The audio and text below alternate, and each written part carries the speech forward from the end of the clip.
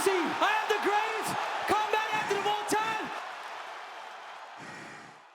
What's up, everybody? Welcome to this episode of Tell the Tape. I'm your host, Henry Cejudo, aka Triple C. And on today's episode of Tell the Tape, that's right, we got the main event. We got the battle of the two heavyweights. That's right, I'm talking about Derrick Lewis versus Jailton Almeida, the Brazilian. What are the strengths? What are the weaknesses? What are their opportunities? And obviously, their threats. This wouldn't be possible without our sponsor. That's right, Cejudo. Whenever you guys want to indulge, whenever you guys got that sweet tooth, whenever you guys want to take your family to a nice little dessert with all natural ingredients, you guys make sure to go to cejudo.com and get your cookie on. Guys, enough talk. Let's take it to the big screen. Okay, guys, so here we have it. Derrick Lewis, number 10, versus Jailton Almeida, number 9. I mean, look at Derrick Lewis, man. Look at this. Can somebody help me count all that? How much is that, Matthew? 38. Yeah, 30. No, 36. No, 38. No. 38. This is 38 mixed martial arts fights. That's crazy, man. To a guy like Almeida, who is 19-2. I mean, this dude has literally 21 losses. But you know what? When I'm looking at this Tell the Tape, you know what really intrigues me so much is the fact that all of his wins have all been here. Let's check it out. He's got 7 kills and 12 submissions. All of his fights have been finished, which says a lot about this dude. To the same height at 6'3", so obviously the same reach, and obviously here's where it changes. Here's where you might want to give a little advantage to a guy like Almeida, because Derrick Lewis, you know, you're part of the old fart gang. But without further ado, let's get going with Derrick Lewis. What are Derrick Lewis's strengths? It's right here, guys. I mean, Derrick Lewis literally has the knockout record in UFC history, pretty much. You know, he has one punch, like KO power. I mean, you put anybody in front of you put Francis Ngannou in front of him, and Francis Ngannou wasn't even trying to really strike with him and actually put him away. But at that time, neither was Derrick Lewis, but whatever that is. But one of the other keys too for a guy like Derrick Lewis is his experience against the top competition. I mean, he's fought Francis Ngannou, he's fought Daniel Cormier, he's fought Sergey Pavlovich, he's fought some of the best guys in UFC history. You know, there's one thing that I will say about heavyweights is when you're a heavyweight, there's no other way of actually going, because from heavyweight to 265 to light heavyweight is 205. I mean, you got to be crazier, or maybe you could make it, but will you perform? In other words, what I'm trying to say is Francis Ngannou has fought the best competition, and at the heavyweight division, it's hard for you to dodge or escape anybody. The ability to counter takedowns with uppercuts. I mean, guys, he went up against a really skilled grappler in Curtis Blaydes, and Curtis Blaydes caught that uppercut to, you know, he caught the uppercut from Derrick Lewis where Curtis Blaydes didn't recover no more. He was able to finish him. The simple fact that this dude has a lot of he bets all of his power in his punches, and he will take risks. And when he takes a risk, especially with those uppercuts, this is what makes this guy scary. But now let's get to his weaknesses. His biggest weaknesses we saw, and particularly I think of that fight with Daniel Cormier. He has trouble with grapplers. You know, him messing around with grapplers is like, it's like water and oil. There's some guys that they just turtle up, but like a guy like Daniel Cormier was able to finish him just based on that. Daniel Cormier knew that I'm not gonna grapple this dude. I'm gonna take him down. I'm gonna pound him up. I'm gonna allow him to carry my weight to eventually get that rear naked choke and actually finish him. And the other thing, when you throw so much power, people, you're gonna get burned. It's eventually gonna happen when you're going to get burned.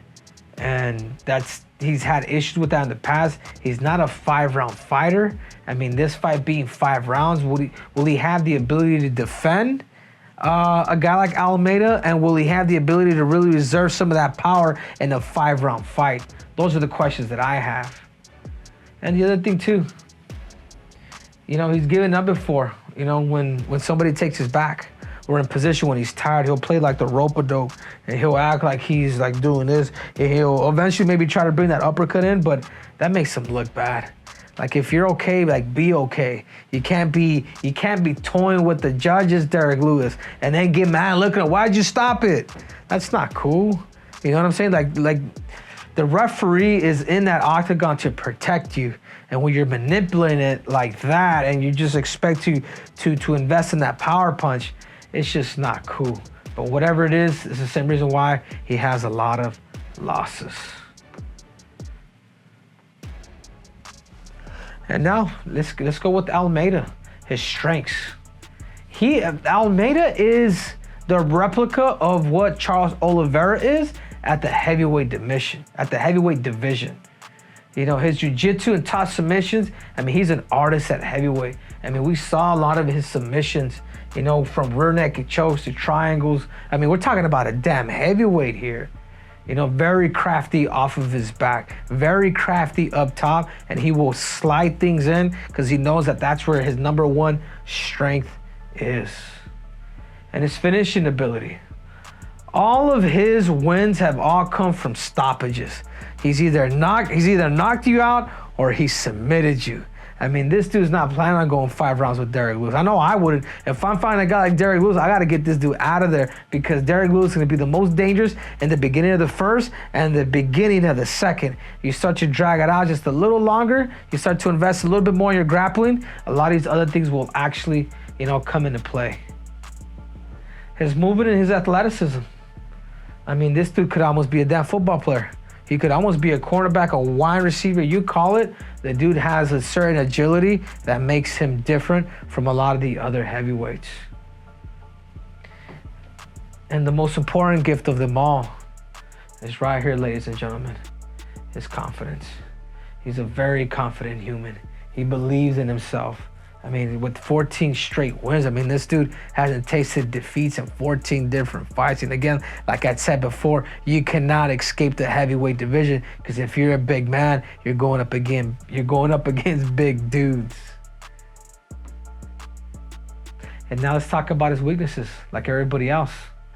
Almeida hasn't faced the top tier heavyweights yet. I mean, Derrick Lewis pretty much is his first top test against a former title contender, but he hasn't faced anybody where you're like, okay, who is he? You know what I'm saying? The only reason why I know him, because I'm in the sport of mixed martial arts, and he has come up to my radar because of his athleticism and his finishing ability. But has he proven himself against the 1%ers? The other thing is sometimes when people rely on the jiu-jitsu a little too much on the grappling, you know what happens?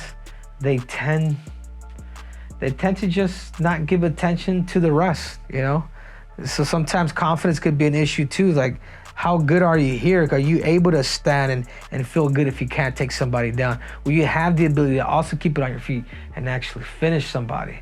But there's a lot of loopy things that I believe if he finds and he has people to hold him accountable to throw straight punches and everything's just a little tighter, he can be a lot better than what he already is now. And the other thing too, it could be an advantage, but typically for the heavyweight division, because of the grappling, it's a disadvantage.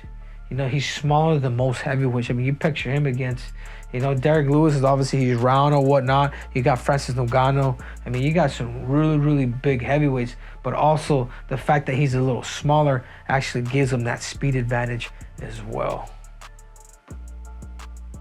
So here we have it, the tale of the tape. Strikes landed per minute, 2.60 to 3.81. Crazy, right? You would think it's kind of vice versa. Strikes absorbed per minute. This is the defense now. This man is taking you down right away. This is why it's a little lower here. You guys understand what I'm saying? You know, takedown accuracy. This is where Derrick Lewis is gonna have to be careful. Because look at that, 68%. I mean, 68% of the time that he's going for a takedown, he's actually getting. Takedown defense. You know, it ain't bad. Look, Derrick Lewis. You know, this is why he relies on the hands. This takedown defense ain't bad. And he could be taken down. But you almost kind of want to scratch out the takedown because that's not who Derrick Lewis is. Submission average. 2.4620. Crazy. You know, overall, I think the UFC is trying to make something happen with Almeida, and I can see why with the finishing rates, with all of his wins coming via stoppage. But at the same time, he is going up against a veteran. He is going up against a crowd favorite. He is going up against somebody who has punched people's lights out. You know, this is, when I think of this fight, who is it that's actually going to win? Man, I like Almeida. I like Derrick Lewis too, even though my balls ain't as hot as his. You know, I'm not a heavyweight. But if I had to pick somebody, and I believe stylistically, when I look at all the stats, and particularly the takedown accuracy at 68%, you know what I'm saying? I know that the young buck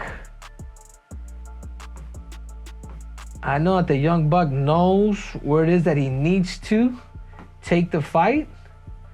So for that reason, I am going Brazil, and I am going Jailton Almeida. You know, guys, this video is brought to you by the one and only Cookie Co. You guys may have a sweet tooth. You guys want to take the family somewhere out to have all natural ingredient cookies? You guys make sure to go to cookieco.com. Again, guys, you guys like cinnamon scroll, you guys like cookies and cream, they have it all. So you guys make sure to go to cookieco.com and find the closest store near you. I'm your host, Henry Cejudo, aka Triple C, and you guys know that I will always deliver. Till next time, I'm out.